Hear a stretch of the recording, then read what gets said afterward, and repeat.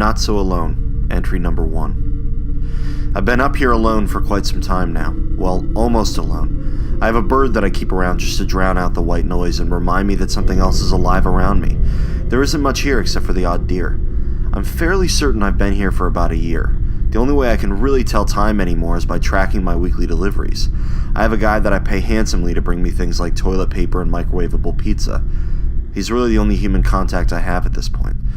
I suppose now's a good time to make it clear that I'm not out in the middle of nowhere because I'm a criminal or something. I'm actually very wealthy and can pretty much go wherever I please. I know that sounds pretty pretentious.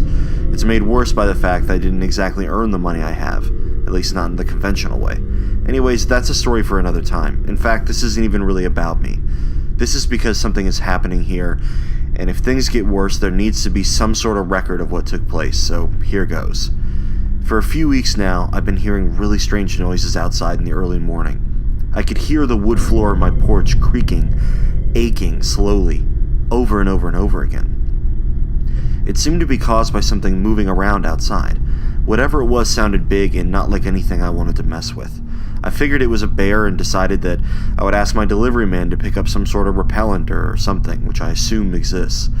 But the noises kept happening, over and over and over again, and they became more frequent and harder to sleep through. I was slowly becoming an insomniac and tried to do everything I could to maintain some semblance of a normal sleep schedule. You'd be surprised how important things like that are for maintaining your sanity out here. Anyway, I decided to sleep with my blinds up, hoping that the sunlight could act as my natural alarm clock. And that was the decision that was either my biggest mistake or the only reason I'm still alive. That night, the noises started, as per usual, but soon after they started, they just kind of stopped. I was in no shape to complain, so I decided to catch as many Z's as I could. The next morning, right at the crack of dawn, the sun started to creep into my room.